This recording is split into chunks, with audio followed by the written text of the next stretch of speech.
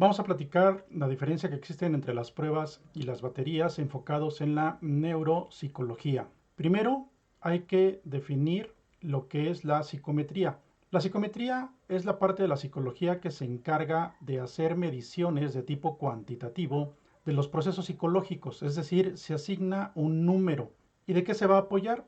Pues se va a apoyar de los test. ¿Qué son los test? Los test son unos instrumentos de medida que precisamente forman una prueba psicométrica. Muchas veces hemos escuchado que si alguien va a ir a pedir un empleo, la empresa le va a hacer una prueba psicométrica, es decir, le va a hacer una prueba que al final va a obtener ciertas mediciones numéricas de sus procesos psicológicos y con base en ello puede ser que sí lo contraten o que le digan el clásico, luego te hablamos. Pero en este caso vamos a ver los test enfocados en la parte de la neuropsicología. Ahora, si nosotros juntamos varios test, se hace una batería. ¿Qué quiere decir la batería? Que los test miden ciertos procesos psicológicos, pero si queremos medir globalmente con un paciente la cuestión neuronal, es decir, los procesos del cerebro con su conducta,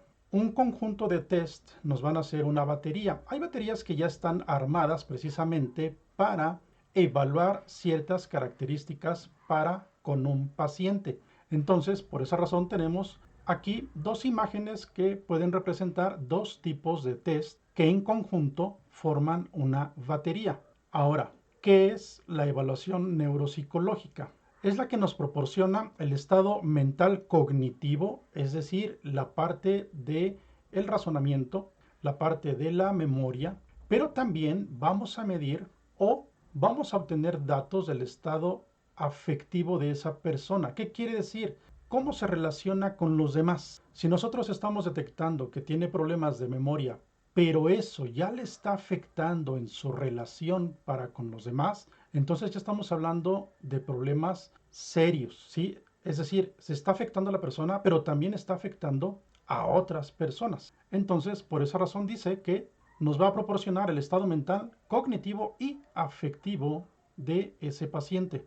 Aquí vemos algunos instrumentos utilizados para medir ciertas características. Ejemplo, si vamos a medir la orientación temporal espacial, tenemos del lado derecho un subtest de Barcelona, así se llama, test de amnesia. Si vamos a medir, por decir, la memoria, tenemos una escala de memoria o tenemos otra prueba que se llama figura compleja de Rey. Dependiendo lo que vamos a medir, son el conjunto de test o las baterías que se van a utilizar precisamente para llegar a resultados que nos dé la medición de esa parte que queremos conocer su estado del paciente. En el lenguaje, uno que se llama test de Boston. Entonces, vamos a ver algunos ejemplos de unos test. Y el primero es uno que se llama test de cancelación.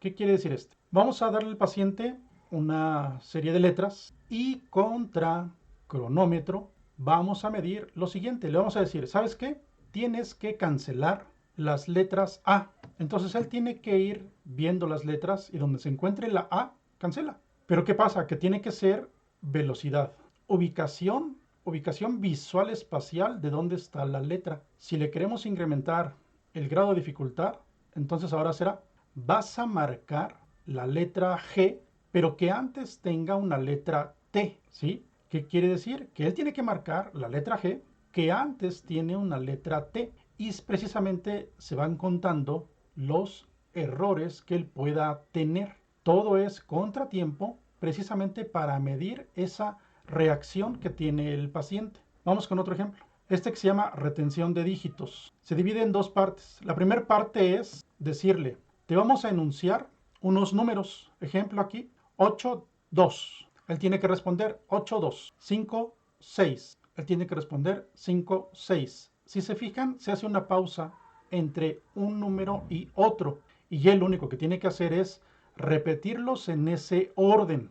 Y se va marcando aquí. Si él correctamente enunció los números, se le pone 1, 1. Si se fijan, en cada número que está aquí tenemos dos filas y cada fila tiene un número 1 o un 0. Si no fue correcto, 0. Si sí fue correcto, 1. De tal forma que en cada número de estos tendríamos correctamente 2 puntos. Ahí viene la cuestión de los números, es decir, vamos a acumular puntos como en un videojuego. ¿Dónde se para este? Donde en definitiva no dijo correctamente los números. Esa es la cuestión de serie secuencial, así como se los enunciamos. ¿Qué se está midiendo? Muchas veces decimos, es que conforme va pasando la edad, hay ciertos problemas donde incluso ya no tiene buena memoria. Este no es tanto de memoria, este es de poner atención y repetir precisamente lo que se le está diciendo. La segunda parte, que es esta que está aquí de verde, ¿de qué se trata? Ahora, le vamos a decir 2, 9. Él tiene que responder 9, 2. Le decimos 4, 6. Él tiene que responder 6, 4. Cuando le decimos 3, 8, 6, él tiene que responder 6, 8, 3. Es decir, los tiene que enunciar en sentido inverso. ¿Qué sucede aquí? Aquí sí se va a medir lo que se le llama la cuestión de las acciones ejecutivas, es decir, la toma de decisión, entender qué se le está diciendo, que él procese mentalmente los números que se le enunciaron y que también procese el orden contrario a cómo los escuchó. De igual forma se le pone un puntaje, 0, 1 o 2 y se suman. Bueno, esa es otra prueba. Vamos con otro ejemplo. Sustracción seriada. ¿Qué sucede aquí? Le vamos a decir, a partir del 100 le vas a ir quitando 7 unidades a ese número, así sucesivamente. Entonces él en teoría tendría que escribir 100, 93, 86, 79, 72 y 65. Pero vamos a pensar que los enuncia y dice 100, 92, 86, 78, 72 y 65. El segundo número tenía que haber sido 93, él tiene 92. El tercer número tenía que haber sido 86 y tuvo 86. Quiere decir que aquí tiene un punto. El siguiente 79 con 78 no se cuenta. 72 con 72 sí se cuenta, tiene otro punto. 65 y 65 también la tiene bien, entonces tendría 3 puntos. ¿Qué sucede aquí? Aquí en esta parte se mide precisamente la cuestión de abstracción del paciente. Y normalmente ese tipo de operaciones mentales se relaciona con una parte prefrontal del cerebro.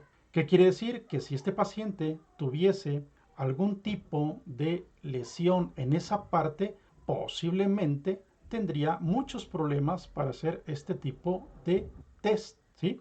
Y así es como se van midiendo, se le va asignando un número para que al final de toda la batería tengamos números que después se van a traducir en un estado mental, en un estado de procesos psicológicos del paciente. No nada más es, pues tuviste tal puntaje, tal puntaje, tal puntaje, y entonces vamos a una tablita y en automático tienes esto. No, entran muchas variables para que precisamente el neuropsicólogo determine y dé un diagnóstico de qué tiene el paciente. Bueno, pues hasta aquí tenemos la diferencia que hay entre los test y las baterías.